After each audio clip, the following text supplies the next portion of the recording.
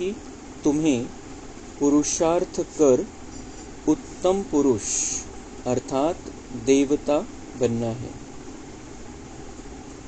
प्रश्न, किस एक बात का सदा ध्यान रहे तो बेड़ा पार हो जाएगा? उत्तर, सदा ध्यान रहे कि हमें ईश्वरीय संग में रहना है तो भी बेड़ा पार हो जाएगा। अगर संग दोष में आए, संशय आया तो बेड़ा विषय सागर में डूब जाएगा। बाप जो समझाते हैं उसमें बच्चों को जरा भी संशय नहीं आना चाहिए।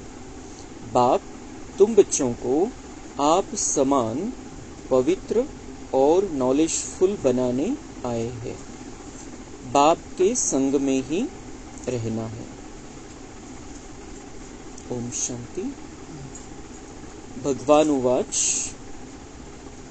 बच्चे जानते हैं कि बाप वही राजयोग सिखला रहे हैं जो 5000 वर्ष पहले समझाया था। बच्चों को मालूम है, दुनिया को तो मालूम नहीं है, तो फिर पूछना चाहिए गीता का भगवान कब आया? भगवान जो कहते हैं मैं राजयोग सिखलाकर तुमको राजाओं का राजा बनाता हूँ, वह गीता एपिसोड कब हुआ था? यह पूछना चाहिए। यह बात कोई भी नहीं जानते हैं।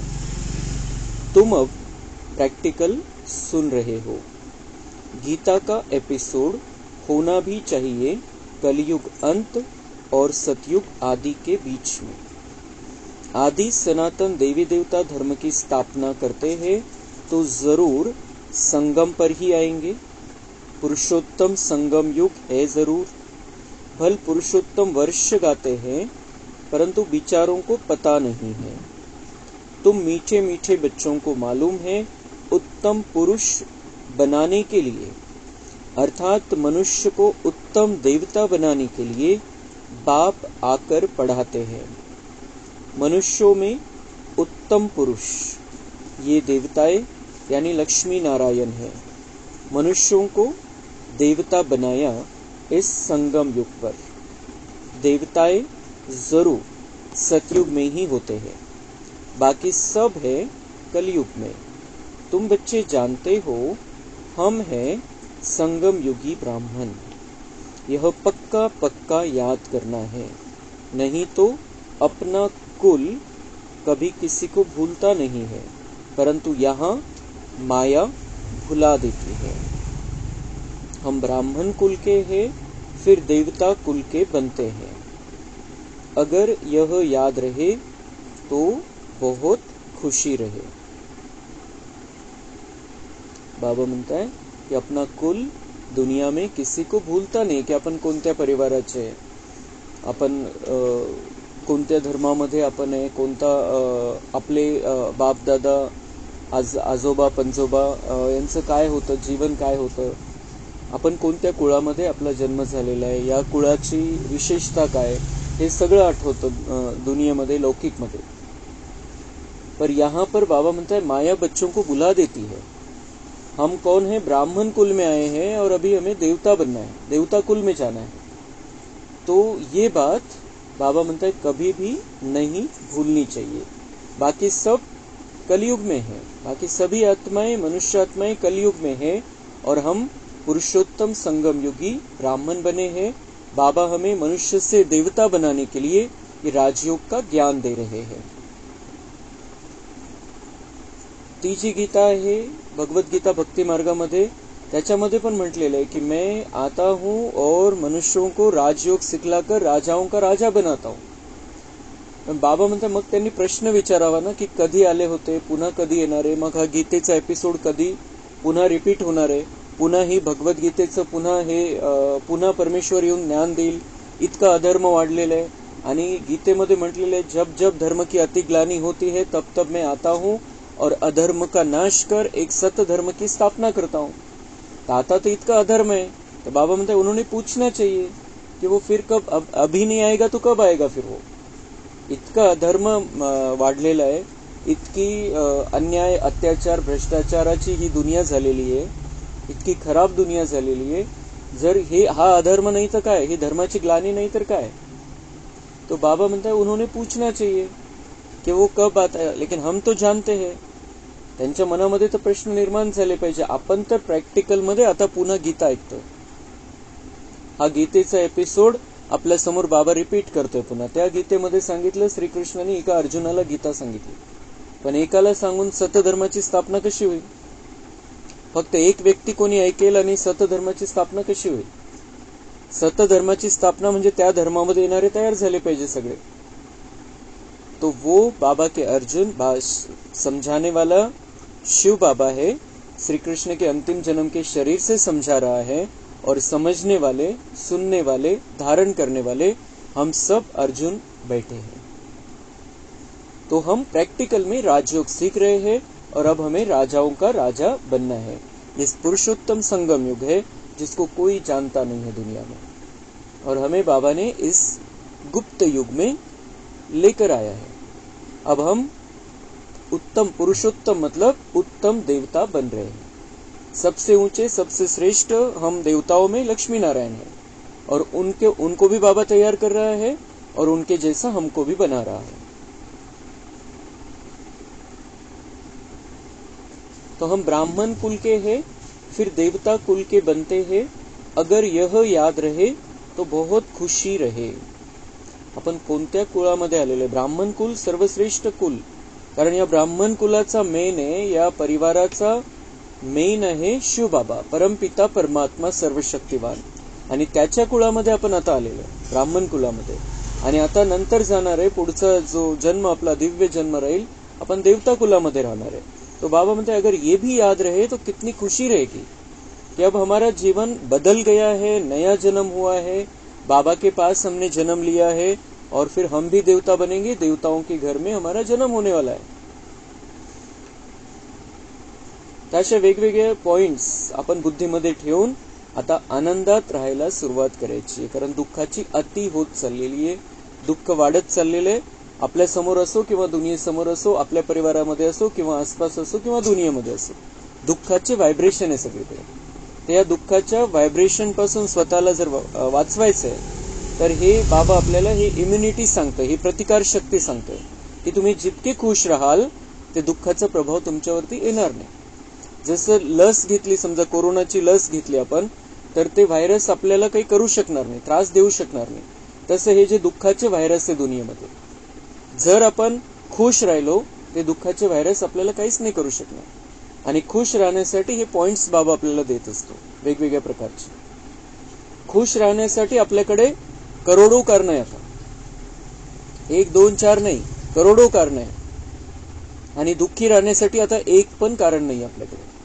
जर आपण ज्ञानी आत्मे, राजयोगी आत्मे, आपल्याकडे एकही कारण नाही दुःखी राहण्यासाठी. कितीही बाबांनी सांगितलेले 100 हिमालय जैसी परिस्थिती आ जाए, लेकिन तुम उससे बड़े हो, मैं उससे बड़ा हूं.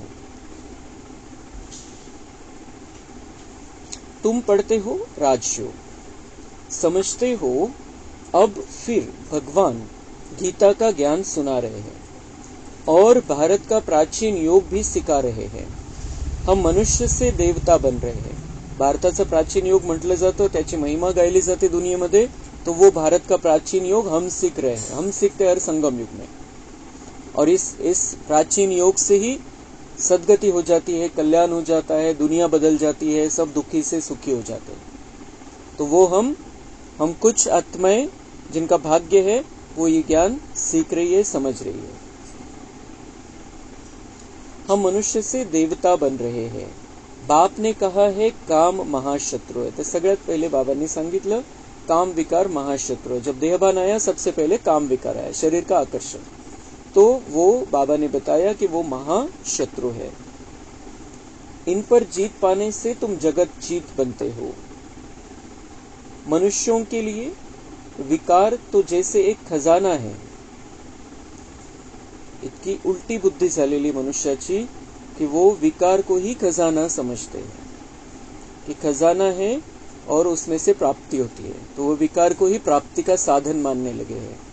तो दुश्मन को ही अपना बना लिया है. बाबा हमने खूप महत्वाचे हे हा टोमना मारलेला आहे दुनियावाल्यांना कि वो विकार को ही खजाना मान लेते हैं, प्राप्ति का साधन, और वो तो दुर्गति का साधन है। लौकिक बाप से यह वर्षा मिला हुआ है। बालक बनते हैं तो पहले पहले बाप का यह वर्षा मिलता है, शादी बर्बादी कराते हैं। तो बाबा मनता लौकिक में क्या होता है, शादी कर देते हैं तो विकार में जाना प्रारंभ हो जाता है। पवित्र आत्माएं अपवित्र स्थिति में अपना जीवन बिताती है। और बेहद का बाप कहते हैं काम महाशत्रु, और हमारा जन्म जन्मांतर का जो पिता है वो कहता है कि काम विकार महाशत्रु है, और इस काम विकार पर जीत पाओ। अभी ये अंतिम समय है, अंतिम जन्म है, और इसमें तुम्हें काम विकार पर जीत पाकर जगत पर राज्य करना है। बाप जरूर संगम पर ही आए होंगे। महाभारत लड़ाई भी है, हम भी यहाँ जरूर है। तो बाबा मनता है अभी ये महाभारत लड़ाई है, फिर से रिपीट हो रही है, और इस महाभारत लड़ाई में हम शामिल हैं और जीत हमारी होने वाली है। बाबा ने समझाया है, तुम पवित्र गृहस्थ आश्रम के थे, अब 84 जन्म लेते लेते अपवित्र बने हो। पहले गृहस्थ आश्रम होता, पवित्र होता, लग्न व्हायचे, सगळ्यांचेच लग्न व्हायचे आणि स्वयंवर व्हायचे सगळ्यांचे, संसार होता। पण बाबा म्हणते वो जैसे कि आश्रम था, गृहस्थ आश्रम में रहने वाली तुम आत्माएं थी, पवित्र संसार करणारे आत्मे होते तुम्ही, पण आता अपवित्र संसार त्याचा बनलेला है। अभी बाबा हमें फिर से पवित्र संसार करना सिखा रहा है। तुम्हारा ज्ञान वृद्धि को पाता रहता है, बच्चों की भी वृद्धि होती जाती है, इसमें गरीब साहूकार सब आ जाते हैं। शिव बाबा का भंडारा भरता जाता है। जो भंडारा भरते हैं उनको वहां रिटर्न में कई गुना मिल जाता है। बाबा बोलते बच्चे वृद्धि को पाते रहते, बच्चे बढ़ते जाते हैं और बढ़ते ही जा रहे हैं बाबा के बच्चे। इसमें बाबा म्हणता है गरीब साहूकार सब आ जाते हैं। जिनका भाग्य है, जो साहूकार है पैसे वाले, लेकिन पैसे का नशा नहीं है, तो वो साहूकार भी इस ज्ञान में आ जाते हैं। और फिर शिव बाबा का भंडारा भरता जाता है, जिससे सेवा होती है। हम भंडारा भरते हैं, बाबा का भंडारी में डालते हैं, और हम तन मन धन समय श्वास संकल्प जो कुछ भी हम सफल कर रहे हैं यहाँ पर, बाबा म्हणते हैं उनको वहां रिटर्न में कई गुना मिल जाता है। जो हम सफल करते हैं उसका रिटर्न हमें एक तो यहाँ पर संतुष्टि मिलती है, और वहां पर सब कुछ ऊंचे लेवल का, सर्वोच्च लेवल का, और जिसका हम कल्पना भी नहीं कर सकते, इतना सब कुछ वहां पर बाबा रिटर्न में हमें दे देता है। तब बाप कहते हैं, मीठे मीठे बच्चों, तुम हो पद्मा पदम पति बनने वाले, सो भी 21 जन्मों के लिए। बाबा खुद कहते हैं, तुम जगत का मालिक बन जाएंगे। 21 पीढ़ी जगत का मालिक बन जाएंगे। 21 पिढी म्हणजे 20 जन्मते आणि संगम युगामध्ये पण आपण जगतचे मालक आहे, गुप्त मालक आहे। आणि सतयुग आणि त्रेता युगामध्ये 20 जन्म अपन डायरेक्ट मालक है, सगळं आपलं राहील। और इस जन्म में हम लिमिटेड चीज के मालिक नहीं, सारी दुनिया के मालिक हैं। सारी दुनिया का कल्याण करने वाले हैं। सारी दुनिया की हम माता है, सारी दुनिया के हम पिता है। अगर हम पूर्वज के हिसाब से देखें तो हम सबसे बड़े हैं इस दुनिया में, और उस हिसाब से हम मालिक है संगम युग में। और मालिक बनकर, बड़ा बनकर, बुजुर्ग बनकर हमें सबकी पालना करनी है। सबको शांति शक्ति की सकाश देनी है, सुख देना है, सहयोग देना है। मैं खुद डायरेक्ट आया हूं, तुम्हारे लिए हथेली पर बहिष्ठ लाया हूं। बाबा स्वतः आपल्यासाठी स्वर्ग घेऊन आलेला गिफ्ट मध्ये आया है, तो खाली हाथ नहीं आया। और लाया है तो क्या लाया है, हमें मालामाल बनाने के लिए बहुत सुंदर दुनिया लेकर आया है। जैसे बच्चा जब पैदा होता है तो बाप का वर्षा उनकी हथेली पर ही है। बच्चा जब पैदा होता है, जन्म झाला आणि वारिस बनला, तो ऐसे ही हम जब इस ज्ञान में आ गए, बाबा के बन गए, बाबा को अपना मान लिया, तो हम वारिस बन गए। बाप कहेंगे यह घर बार आदि सब कुछ तुम्हारा है। बेहद का बाप भी कहते हैं, तुम जो मेरे बनते हो तो स्वर्ग की बादशाही तुम्हारे लिए है 21 पीढ़ी, क्योंकि तुम काल पर जीत पा लेते हो, इसलिए बाप को महाकाल कहते हैं। हम काल पर जीत पा लेते, स्वर्ग की बादशाही 21 पीढ़ी, वो 20 और ये एक जन्म नया, 21 पीढ़ी हम काल पर जीत पा लेते हैं। काल पर जीत पाने का अर्थ अलग अलग अर्थ हम लगा सकते हैं। बाबा के कहने का भाव ये है, काल पर जीत पा लेते हैं म्हणजे ती वेळ, समय आने से पहले हम तैयार हो जाते हैं, समय को अपना शिक्षक नहीं बनाते हैं। असं नाही की वेळेवर करून घेऊ, वेळेवर होऊन जाईल सगळं, वेळेवर मी बिलकुल कर्मातीत अवस्था माझी होऊन जाईल, वेळेवर मी फक्त बाबांच्या आठवणीमध्ये राहील जेव्हा विनाशकाळ होईल। तो जो समय के हिसाब से तैयार करेंगे अपने आप को, उनको मार्क्स नहीं मिलने वाले, कारण त्यावेळेला दुनिया वाले पण तैयार व्हायला लागतील, प्रयत्न करतील, वैराग्य येईल त्यांना।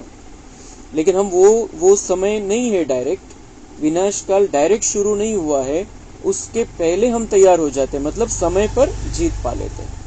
और हम उसके बच्चे हैं जो महाकाल है, कालों का काल है, जो जिसकी काल पर विजय है, उसके हम बच्चे बनते हैं। तो हम इस संगम युग पर काल पर विजय पा लेते, मतलब समय के पहले तैयार हो जाते। आणि अशा दुनियेमध्ये बाबा आपल्याला घेऊन जाणार आहे मग, की जिथं आपण स्वतःच्या इच्छेने शरीराचा त्याग करणार आहे। ऐसे नहीं कि काल आला आणि तो घेऊन गेला त्याला, ऐसे नहीं होगा। वहां पर हम अपनी इच्छा से अपने शरीर, जो शरीर हमने लिया होगा उस जन्म में, उसका त्याग करेंगे। तो हम महाकाल बाबा के बच्चे हैं, तो ये इस तरीके से हम काल पर जीत पा रहे हैं। तो तुम काल पर जीत पा लेते हो, इसलिए बाप को महाकाल कहते हैं। महाकाल कोई मारने वाला नहीं है। बाबांनी भीती दूर करून टाकली। बाबा कधी कधी म्हणतात मैं महाकाल हूं, सबको लेकर जाने के लिए आया हूं। तो बाबा म्हणतात मैं मारने वाला थोडी, असं नाही की मी काहीतरी हत्यार घेऊन येईल आणि तुम्हाला मारून टाकेल आणि मग घेऊन जाईल, ऐसे नहीं। मैं अपने बच्चों को तैयार करके लेकर जाना चाहता हूं। ये ऐसा हमारा बाबा है, बहुत प्यार से हमें तैयार करना चाहता है। हमने अपने आप को मैला कर लिया है, हमें स्वच्छ करके, आत्मा को स्वच्छ करके बाबा घर वापस लेकर जाना चाहता है। इतकं सोपं आहे ते, भीतीचा विषयच नाही। आपण आपल्या गोड घरामध्ये परत जायचंय आपल्याला। गोड घरामधून इथं आलो होतो, बरंच सुंदर जीवन आपण जगलो, बराच काळपर्यंत सुंदर जीवन जगलो, हजारो वर्षापर्यंत सुंदर जीवन जगलो। हे 2-3 वर्ष मग आपण जे काही हिशोब जमा केला होता त्यामुळे थोडे खराब आलेले। आता पुन्हा आपल्याला घरी जायचंय, फ्रेश व्हायचंय आणि पुन्हा देवता म्हणून या दुनियेमध्ये येऊन त्याचा आनंद घ्यायचा है, राज्य करायचं है। तो इसलिए हमें जाने का कोई गम नहीं है। बाबा लेने आया है तो हम खुश हैं। हमें बहुत खुशी से अपने घर जाना है और बहुत खुशी से घर जाना है, उसकी तैयारी करनी है। वो बाकी सब के लिए महाकाल है। तसं रूप जर बघितलं आपण तर सगळ्यांना सजा देऊन घेऊन जाणार आहे, घेऊन तर जाणार आहे, कारण इथून तर मुक्त करायचंय। मग काही काळाची सजा तर त्यांना भोगावी लागेल, पण नंतर ते मुक्त होऊन जातील।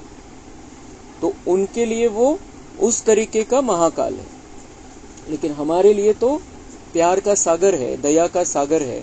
हमें लेने आया है, अपने घर वापस लेकर चलने के लिए आया है। तो हमें बाबा का डर नहीं लगता है। हम बाबा को महाकाल समझते हैं, लेकिन इस हिसाब से समझते हैं कि वो हमें घर लेकर जाने के लिए आया है और वो हमें समय से पहले तैयार कर रहा है, और वो हमें ऐसी दुनिया में लेकर जाने वाला है जहां पर हमारी काल पर जीत है। हम अपने शरीर का त्याग अपनी इच्छा से करेंगे, पूरा समय वहां पर रहने के बाद 150 वर्ष।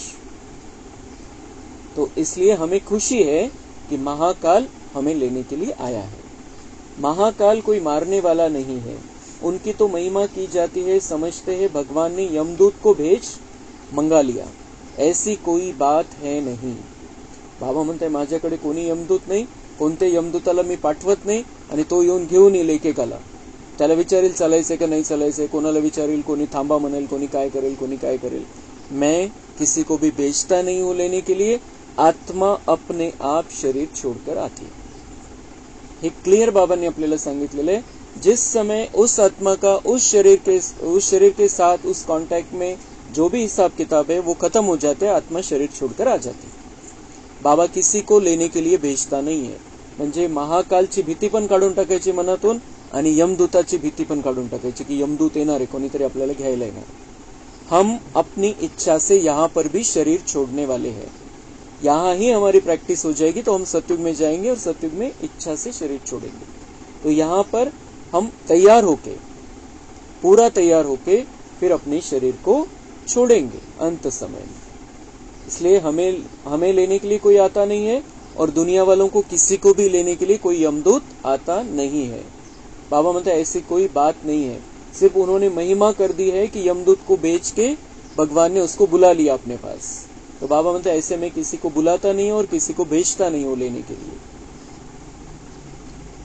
प्रत्येकाचा आपला आपला हिशोब आहे आणि प्रत्येकाची सेटिंग फिक्स आहे, कधी त्या शरीरामध्ये प्रवेश होणार आहे आणि कधी कोणत्या ठिकाणी कशा पद्धतीने तो शरीर सोडणार आहे, हे बिल्कुल फिक्स है, त्याला कोणी बदलू शकत नहीं। तो इसलिए किसी के लेने को आने का भी सवाल नहीं है और किसी के भेजने का भी सवाल नहीं है। यह सब है भक्ति मार्ग की बातें।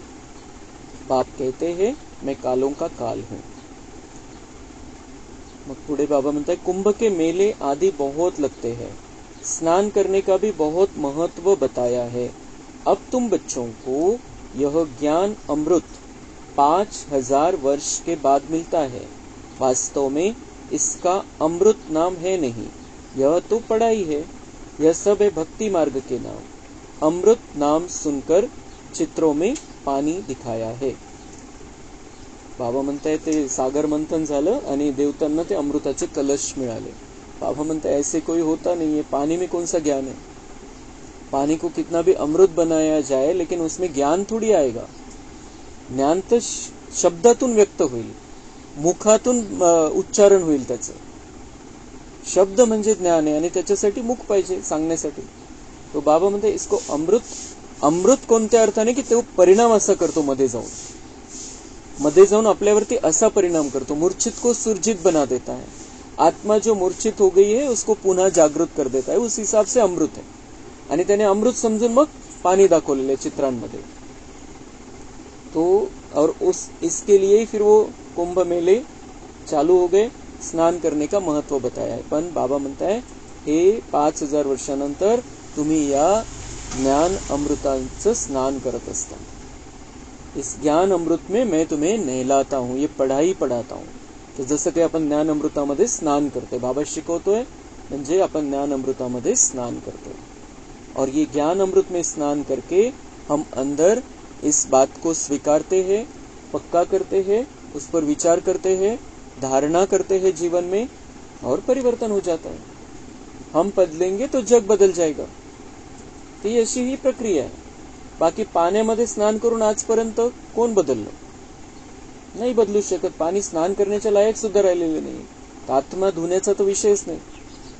और पहले भी स्नान करते थे, पहले पानी स्वच्छ था, लेकिन पानी से सिर्फ शरीर धुलता है, आत्मा का मैल कैसे निकलेगा? आत्मा तो 5 तत्वों से बनी नहीं है। जी 5 तत्वांनी बनलेली वस्तू है त्याला पानी स्वच्छ करू शकेल, शुद्ध करू शकेल। आत्मा तो 5 तत्वों से परे है, तो उसको कैसे नहलाया जा सकता है? इसको ज्ञान की बारिश चाहिए, ज्ञान ही चाहिए जिससे आत्मा धुल जाती है। तर या ज्या सगळ्या काही गोष्टी मोठ्या मोठ्या गोष्टी आहे भक्ती मार्गामध्ये बनवलेल्या, त्याचं सत्य बाबा आपल्याला सांगत असतो कि अभी तुम्हें स्वयं देवी देवता बनना है, अभी तुम्हें देवी देवता बनकर राज करना है, देवी देवता बनकर सबको देना है। तुम देवी हो, तुम कोई साधारण नहीं हो। और संगम युग में हमें ये पार्ट बजाना है। हमें कहीं पर जाकर दर्शन करने की जरूरत नहीं। वैसे हम जा सकते हैं, लेकिन जाने की जरूरत नहीं कि हम दर्शन करके हम पावन हो जाएंगे या दर्शन करके हमारा कल्याण हो जाएगा, ऐसा कुछ भी होने वाला नहीं है। ज्यांनी बाबांचे दर्शन केलं, ज्यांनी बाबांचे साक्षात्कार केले स्वतः, त्यांना सुद्धा पुरुषार्थ करावा लागला। स्वतः परमपिता परमात्म्याचे साक्षात्कार, इतके साक्षात्कार झाल्यानंतर तो किसी देवी के दर्शन करने से क्या होगा? किसी देवता के दर्शन करने से क्या होगा? भगवान का दर्शन पाने से भी पुरुषार्थ करना पड़ता है अगर भाग्य बनाना है, सदगति पानी है। तो बाबा हमें ये सारी बातें समझाता है कि आपने जो कुछ भी किया है ठीक है, ड्रामानुसार किया, लेकिन अब अगले रास्ते पर आ गए हो, अभी अपना कल्याण कर लेना है। ड्रामा में हर एक के पुनर्जन्म का चित्र बिल्कुल न्यारा होता है। कुदरत का ड्रामा है, बनी बनाई बन रही है। बाप भी कहते हैं तुम हूबहू इस फीचर से, इसी कपड़े में कल्प कल्प तुम ही पढ़ते आएंगे। हूबहू रिपीट होता है ना, तर बाबा म्हणताय की प्रत्येक कल्पामध्ये तुमचं चित्र हे शरीर रूपी चित्र वेगळं राहणार आहे. जसं श्रीकृष्णाचं पण फक्त एका जन्मासाठी ते चित्र आहे. श्रीकृष्ण श्रीकृष्ण रूपामध्ये एका जन्मासाठी आहे.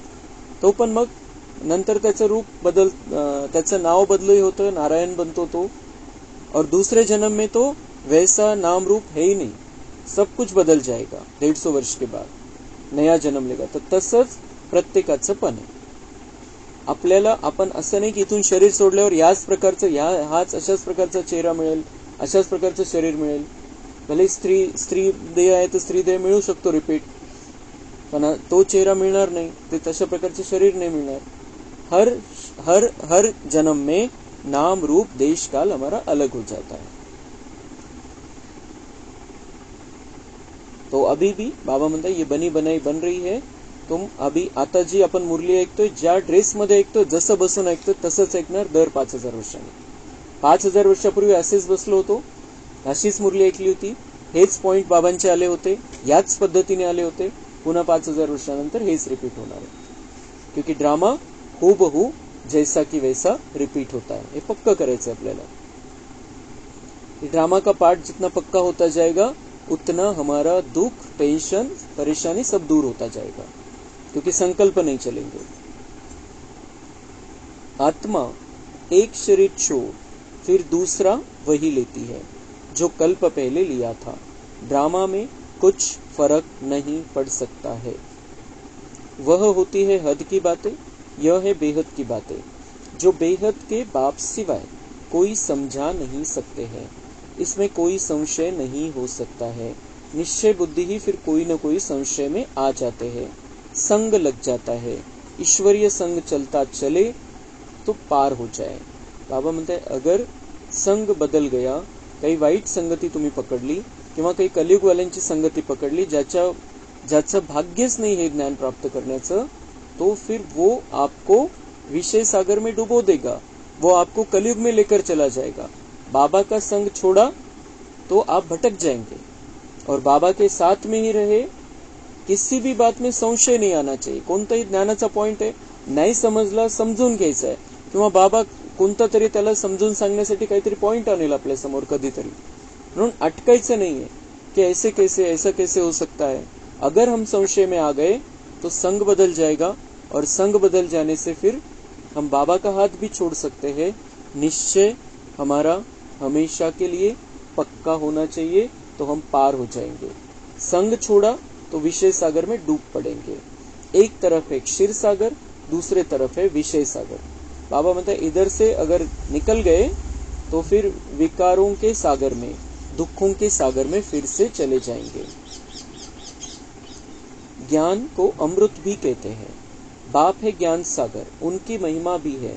जो उनकी महिमा है वह लक्ष्मी नारायण को नहीं दे सकते हैं. बाप है पवित्रता का सागर. भल वह देवताएं सतयुग त्रेता में पवित्र है, परंतु सदैव के लिए तो नहीं रहते हैं, फिर भी आधा कल्प के बाद गिरते हैं.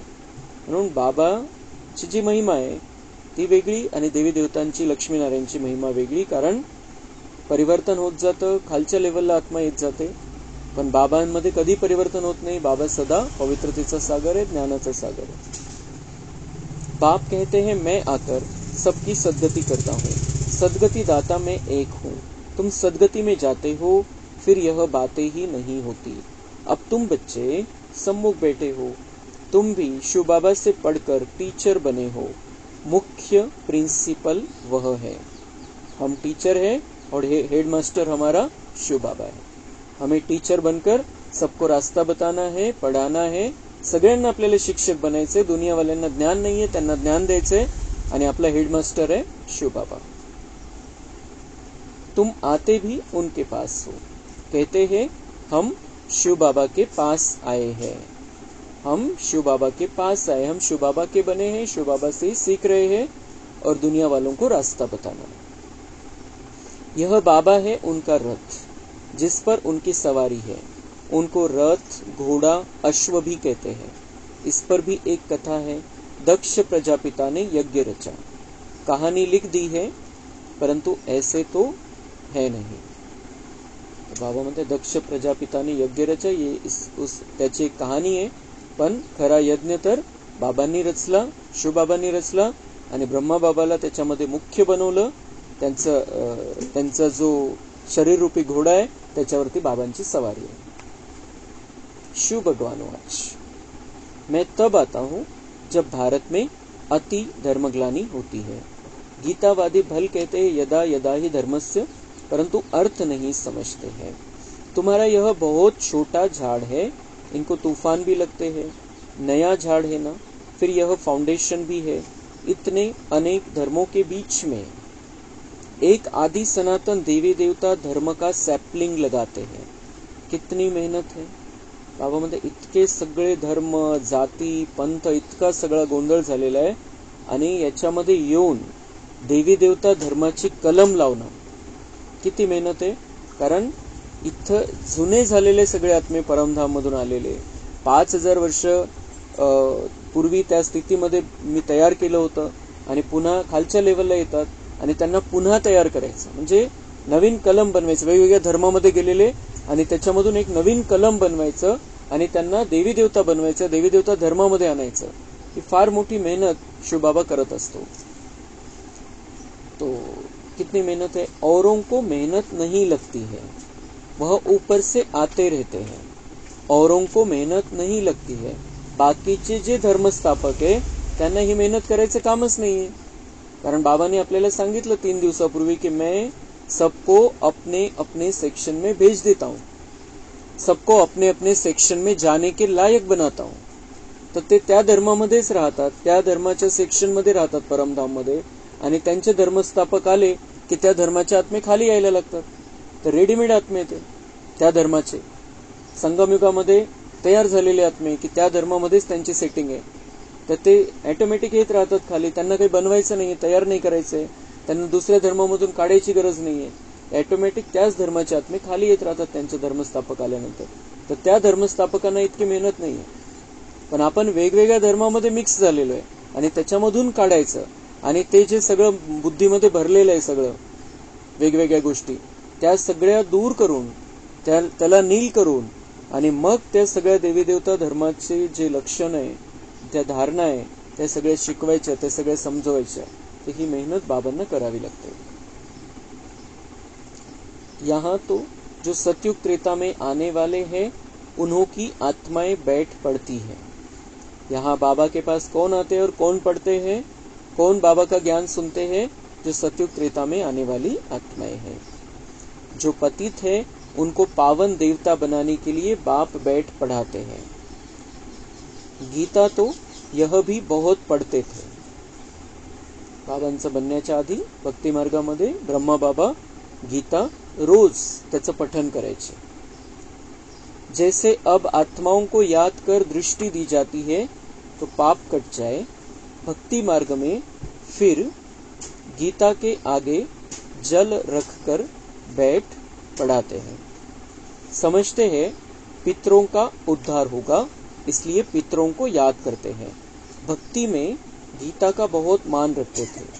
अरे बाबा कोई कम भक्त था क्या? रामायण आदि सब पढ़ते थे, बहुत खुशी होती थी. वह सब पास्ट हो गया.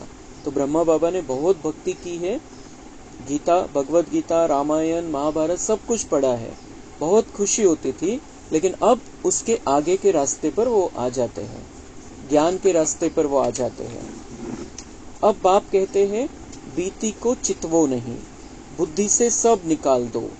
बाबा ने स्थापना, विनाश और राजधानी का साक्षात्कार कराया तो वह पक्का हो गया. यह सब खलास होना है. यह पता नहीं था, बाबा ने समझा यह सब होगा. देरी थोड़ी है, हम जाकर फलाना राजा बनूंगा. पता नहीं बाबा क्या क्या समझाते रहते थे. तुम बच्चे जानते हो बाबा की प्रवेशता कैसे हुई. यह बातें मनुष्य नहीं जानते हैं. परमपिता परमात्मा या धर्तीवरती कसे आले, कोणत्या प्रकारे, कोणत्या पद्धतीने त्यांचा प्रवेश झाला.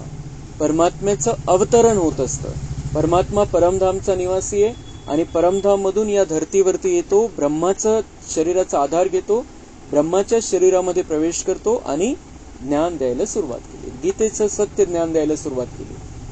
तो ये बातें मनुष्य दुनिया वाले नहीं जानते हैं और बाबा ने हमको सारा सत्य समझा दिया है। ब्रह्मा, विष्णु, शंकर का नाम तो लेते हैं, परंतु इन तीनों में से भगवान किस में प्रवेश करते हैं अर्थ नहीं जानते। ब्रह्मा, विष्णू, शंकर फक्त माहिती आहे, पण त्यांचा पार्ट कसा आहे आणि परमेश्वर नेमकं तिन्हीपैकी कोणामध्ये प्रवेश करतो काही माहिती नहीं। वो लोग विष्णु का नाम लेते हैं, तो बाबा तो ब्रह्मा में प्रवेश करके स्थापना का कार्य करता है, विष्णु का नाम लेते हैं। अब वह तो है देवता, विष्णु म्हणजे लक्ष्मी नारायण दोन्ही मिळून विष्णु, और वो तो सतयुग में है, वो कैसे पढ़ाएंगे। बाबा खुद बतलाते हैं, मैं इनमें प्रवेश करता हूँ, इसलिए दिखाया है ब्रह्मा द्वारा स्थापना, वह पालना और वह विनाश, यह बड़ी समझने की बातें हैं। भगवान उवाच, मैं तुमको राजयोग सिखलाता हूँ। वह भगवान कब आया जो राजयोग सिखलाया और राजाई पद दिलाया, यह अभी तुम समझते हो। 84 जन्मों का राज भी समझाया है, पूज्य पुजारी का भी समझाया है, विश्व में शांति का राज्य इन लक्ष्मी नारायण का था ना, जो सारी दुनिया चाहती है। जब लक्ष्मी नारायण का राज्य था तो उस समय सब शांति धाम में थे। अब हम श्रीमत पर यह कार्य कर रहे हैं, अनेक बार किया है और करते रहेंगे। यह भी जानते हैं कोटों में कोई निकलेगा। तो लक्ष्मी नारायण का राज्य फिर से आने वाला है। विश्व में शांति लक्ष्मी नारायण के राज्य में थी और वो शांति की दुनिया बाबा फिर से बना रहा है, लेकिन उसमें कौन आएगा, करोड़ों में कोई तैयार होगा, ये ज्ञान प्राप्त करेगा, देवता जैसा बन जाएगा और उनको बाबा लक्ष्मी नारायण की दुनिया में लेकर जाएगा। तो ये ज्ञान कौन सुनता है, करोड़ों में कोई एक आत्मा जिसका भाग्य है। देवी देवता धर्म वालों को ही टच होगा। कोणाला या ज्ञानाचं आकर्षण होईल, जे स्वतः देवी देवता बनणार है। भारत की ही बात है, जो इस कुल के होंगे वह निकल रहे और निकलते रहेंगे। जैसे तुम निकले हो वैसे और प्रजा भी बनती रहेगी। जो अच्छा पढ़ते वह अच्छा पद पाते हैं।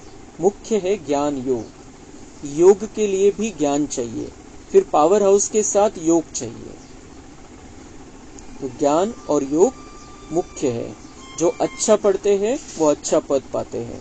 तर ज्ञान महत्वाचं आहे योगसाठी। कनेक्शन जे जोडायचं आहे परमेश्वराशी, तर त्याच्यासाठी ज्ञान आवश्यक आहे। आपल्या स्वतःविषयी या सृष्टी चक्राविषयी जेव्हा ज्ञान बुद्धीमध्ये राहील तेव्हा ऑटोमॅटिक परमात्म्याशी कनेक्शन आपण जोडू शकतो चांगल्या प्रकारे। और वो कौन है परमात्मा, पावर हाउस है जिससे हमें शक्ति मिलती है। काल बाबांनी सांगितलं बॅटरी हूं मैं, आज बाबा सांगताय पॉवर हाऊस, जिथून सगळ्या डिपेंडना सप्लाय होत असतो। जसं लाईटचा जो करंट सप्लाय होतो तो एक पॉवर हाऊस बनलेला असतो आणि पॉवर हाऊस कडून सगळीकडे सप्लाय होत असतो। तो वैसे ही बाबा हमें भी सबके लिए क्या बनना है, डीपी जैसा बनना है। सबको ये करंट देनी है, सकाश देनी है, शांति देनी है, सुख देना है, प्यार देना है, और उसके लिए बाबा पावर हाउस है, उससे हमें कनेक्शन रखना है। योग से विकर्म विनाश होंगे और हेल्दी वेल्दी बनेंगे, पास विथ ऑनर भी होंगे। अच्छा मीठे मीठे सिक्की लधे बच्चों प्रति मात पिता बाप दादा का याद प्यार और गुड मॉर्निंग। रूहानी बाप की रूहानी बच्चों को नमस्ते। हम रूहानी बच्चों की रूहानी बाप दादा को याद प्यार गुड मॉर्निंग नमस्ते। वहाँ बाबा वहाँ, शुक्रिया बाबा शुक्रिया। धारणा के लिए मुख्य सार है, जो बात बीत गई उसका चिंतन नहीं करना है।